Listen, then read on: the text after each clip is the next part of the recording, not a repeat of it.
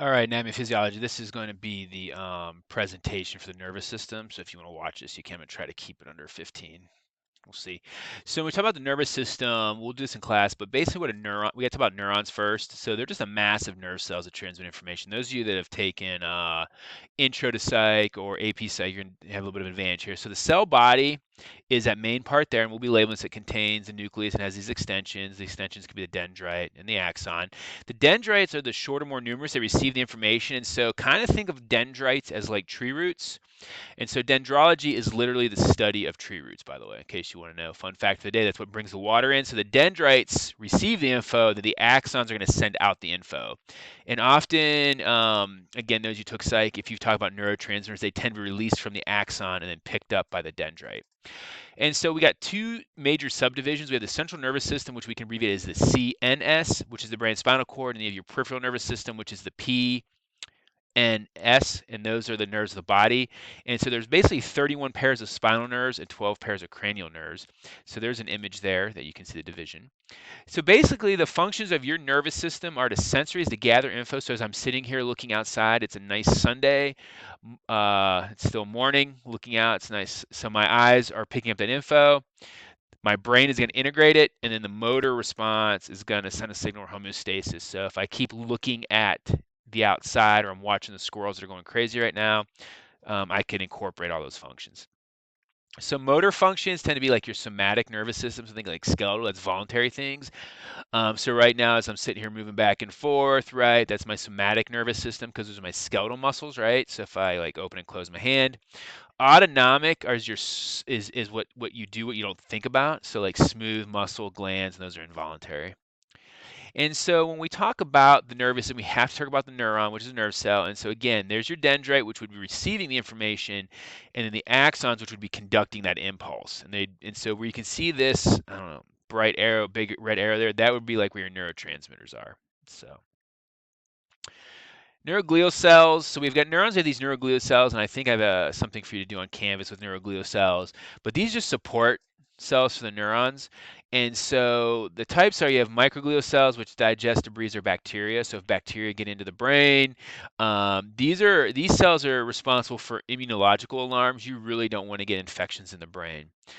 Oligodendrocytes, say that 3 times fast. These makes the myelin sheath that provides insulation around the axon.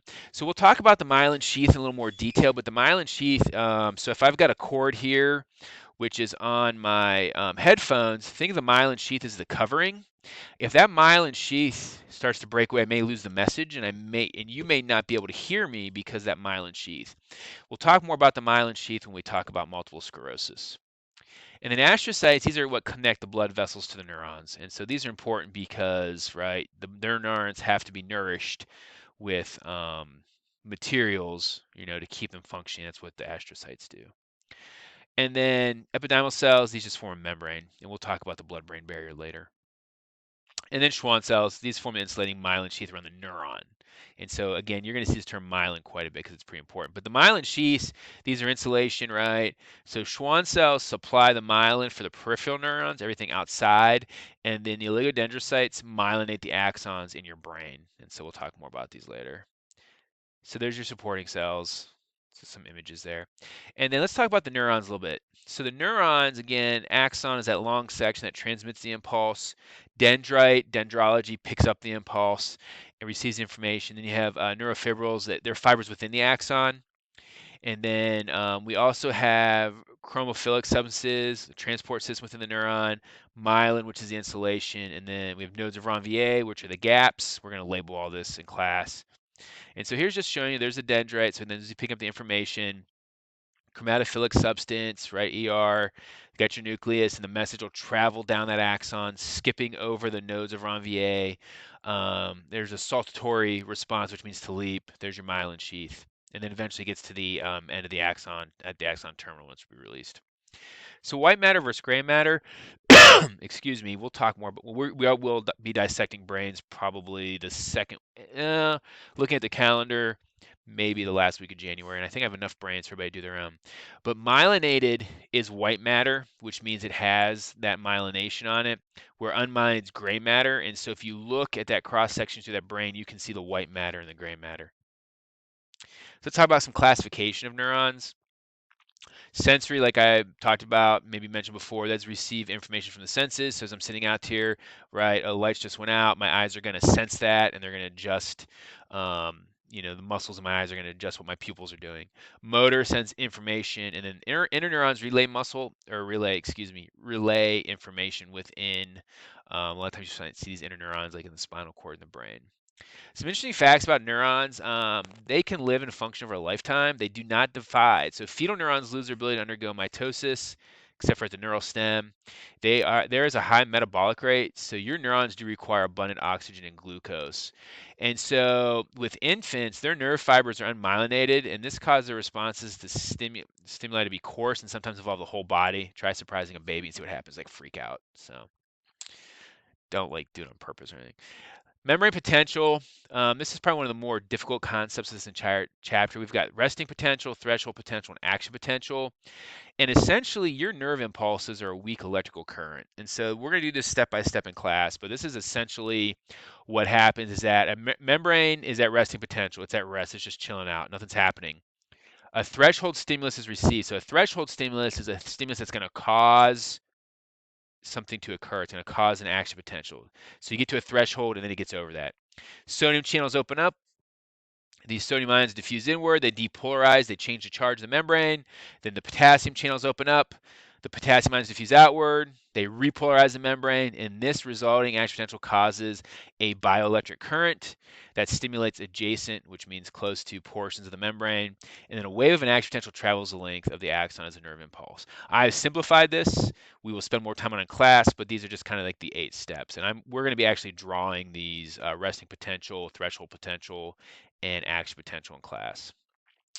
So just kind of showing the process there. So think of it like a simple battery current. So you can see at rest, there's sodium on the outside, potassium on the inside. It's all based on charges. So the nerve impulse, which is kind of based on the action potential, it's the speed of an impulse and it's proportionate to the diameter of the axon. The larger the diameter, the faster the speed. And specifically, myelinated axons conduct much faster than unmyelinated. It's called a saltatory complex. Again, saltare means to leap. And so what will happen is as these axons communicate, there's a synapse, which is the junction or the gap between two commuting neurons. The nerve pathway, the nerve impulse travels from neuron to neuron, and then so this is basically the sequence. You go dendrite, cell body, goes down along the axon, jump the synapse, right, using a neurotransmitter into the dendrite. This should be kind of a review from when we did muscle contraction. So here's just those steps. You've got A is the neuron, B is the dendrite, and then 1 is your mitochondria. You need some energy. You got a vesicle and a receptor, so the vesicle is going to is going to be storing the neurotransmitter. You have your receptor, and then you got the synapse, which is the gap. You've got another receptor there, which are those like blue or purple, looks like bars, calcium channel, and then the release of neurotransmitter. So if you remember the calcium channel from acetylcholine. So to complete a signal, a neurotransmitter is released at the gap. And so that's the synapse, and the receptors on the dendrite receive that chemical message. We've already kind of talked about this. So neurotransmitters can fall into 2 groups, excitatory and inhibitory. So excitatory neurotransmitters, they increase, that's the key point, increase the membrane permeability, so they increase the chance for the threshold to be achieved, so they increase the chance for an action potential. Inhibitory, they decrease the membrane permeability, so they decrease the chance for threshold potential. So we talked about type of neurotransmitters, we talked about acetylcholine, ACH, we talked about muscle contraction. Monoamines like norepinephrine and dopamine, those are sense of feeling good. So often when people have, like, you may hear of like chemical imbalance, it's probably neurotransmitter imbalance, and a lot of times dopamine and norepinephrine, if those levels are low, can maybe lead to depression. Also, serotonin is important for sleepiness and mood. So endorphins, excuse me, I need to get a drink. I didn't want you to have to hear that, sorry. So endorphins, these are neurotransmitters that reduce pain or in good moods. So meet your happy chemicals, dopamine, endorphin, oxytocin, serotonin. And literally the name endorphin comes from endo and orphan, which means a morphine-like substance. So the signs of depression, we'll talk about that a little bit later. But so drugs that can affect synapse neurotransmitters like Curare, that's a cool poison that's made from frog skin, and it can cause paralysis by blocking the acetylcholine receptors. And when you see some of these aboriginal or first people, whatever you want to call them, groups, they would often, when they use those blow darts, they would often collect that cure from the frogs. They would dip their arrows or whatever, and that's what they would use to hunt. Strychnine is this the one that's often used for rats, so that poison can be fatal to humans and animals and can occur by inhalation, swallowing, absorption, and basically prevents again muscle conduction. And so strychnine poisoning. And so again, of course, drugs. So we'll talk more about that. So this is kind of showing you the normal communication process of a transmitting neuron there towards the bottom, but then you can see what happens. So that's a normal communication process. So LSD, lysergic acid diethylamide, that is one that affects neurotransmitters, and it alters the action of serotonin, norepinephrine, and dopamine, and it triggers extreme changes in brain function. And so you can see, excuse me, all those different physical effects.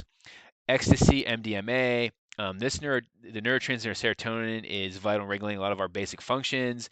And what the serotonin does, basically, when it goes back into the cells and out of the cells, releases serotonin uptake transporters, which are important for feeling good. What ecstasy essentially does, it takes these uptake transporters and reverses their role so they flood the serotonin back into the synapse.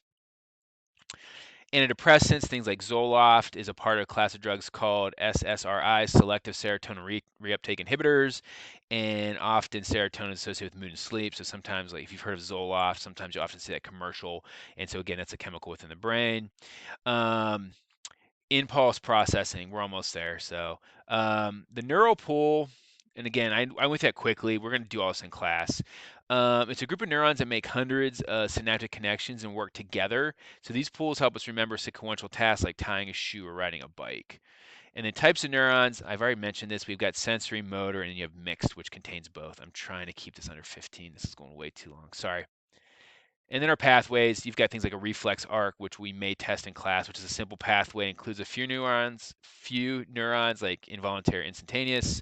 So your knee jerk reflex would be a nerve pathway, and then the withdrawal reflex. So, all right, that was 12 minutes of a lot of stuff. So this is just the intro. Um, you will have a presentation over the brain. So the nervous system I spend more time on than maybe some of the other systems. Fortunately, we'll be back face to face, so hopefully I've got a good two or 3 weeks. So again, this is Mr. Mansour signing off from room 102 on Tiffin's beautiful south side at Tiffin Columbia High School. I will catch up with you later in class. Hope you found this helpful.